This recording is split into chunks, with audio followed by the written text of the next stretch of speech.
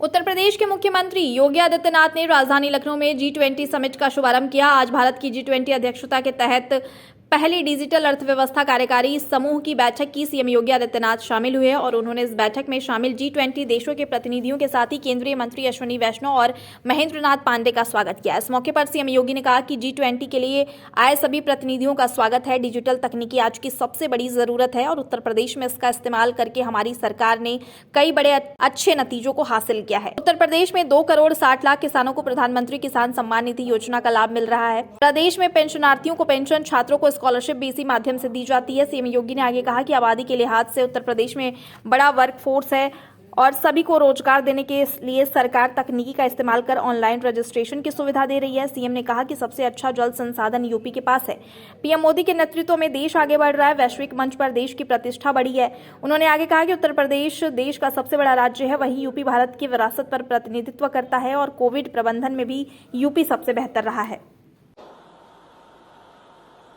25 करोड़ की आबादी इस राज्य में निवास करती है। यह भारत की आध्यात्मिक और सांस्कृतिक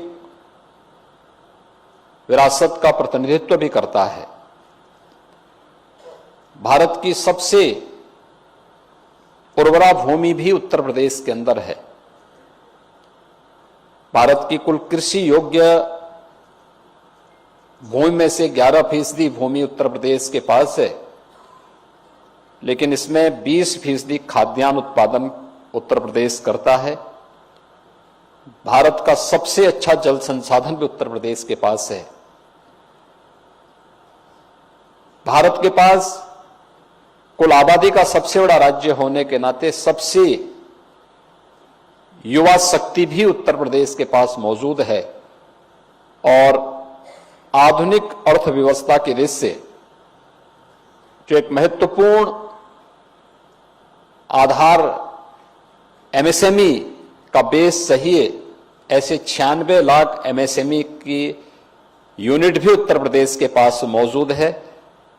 भारत के एक ऐसे राज्य की राजधानी लखनऊ में, जो अपनी पौराणिक और ऐतिहासिक पृष्ठभूमि के रूप में जाना जाता है, G20 समूह से जुड़े हुए विभिन्न देशों से आए हुए आप सभी सम्मानित अतिथियों का, सहयोगी मित्र देशों के सभी सम्मानित प्रतिनिधियों का, संगठनों से जुड़े हुए प्रतिनिधियों का मुझे उत्तर प्रदेश शासन की ओर से यहां पर स्वागत करते हुए प्रसन्नता की अनुभूति हो रही है। मैं इस अवसर पर आप सबका हृदय से स्वागत और अभिनंदन करता हूं।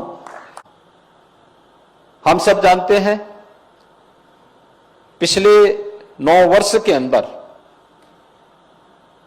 वैश्विक मंच पर भारत की प्रतिष्ठा को आगे बढ़ाने और दुनिया के हर एक उस अवसर पर जब भी दुनिया को एक नई दिशा देने की बात रही हो, वह प्रधानमंत्री मोदी जी ने दुनिया के देशों के सभी नेतृत्व के साथ मिलकर के समाधान की ओर से बढ़ाने में अपनी बड़ी भूमिका का निर्वहन किया है।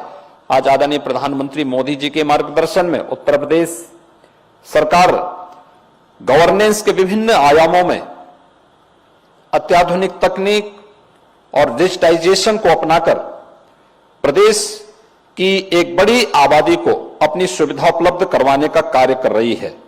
हम लोग पब्लिक डिस्ट्रीब्यूशन सिस्टम से खाद्यान्न उपलब्ध करा रहे हैं और तकनीक का उपयोग कराने के बाद 1200 करोड़ रुपए की सालाना बचत भी प्रदेश को इसके माध्यम से हुई है।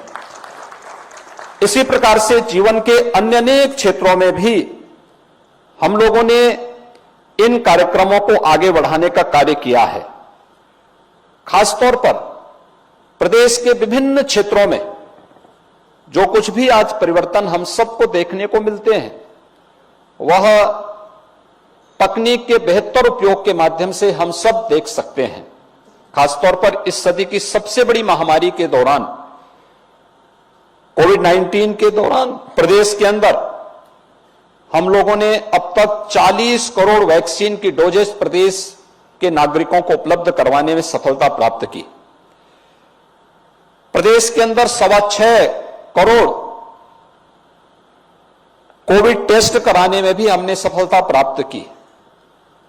प्रदेश के अंदर इस प्लेटफॉर्म का उपयोग करते हुए आज व्यापक परिवर्तन करने के कार्य हो रहे हैं और आज उसका परिणाम है कि देश की 25 करोड़ की आबादी के सबसे बड़े प्रदेश में हर ओर वह परिवर्तन हम सबको देखने को प्राप्त हो रहा है। मित्रों,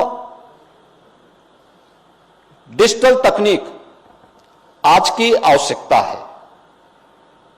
इसके माध्यम से हम एक पारदर्शी व्यवस्था के साथ ही प्रत्येक नागरिक के जीवन में व्यापक परिवर्तन लाने का काम भी कर सकते हैं और भारत ने पिछले 9 वर्ष के दौरान जिस तेजी से इस क्षेत्र में न केवल परिवर्तन लाया है बल्कि 140 करोड़ की आबादी के जीवन में व्यापक परिवर्तन करने का कार्य किया है, वह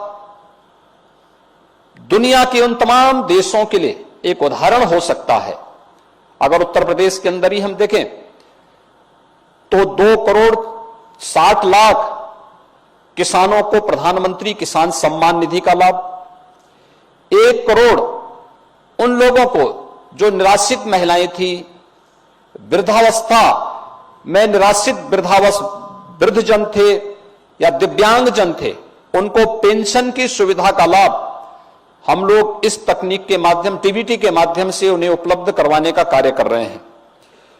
इसी प्रकार से प्रदेश के अंदर 1 करोड़ छात्रों को स्कॉलरशिप की सुविधा हम डीबीटी के माध्यम से उनके खातों में करते हैं।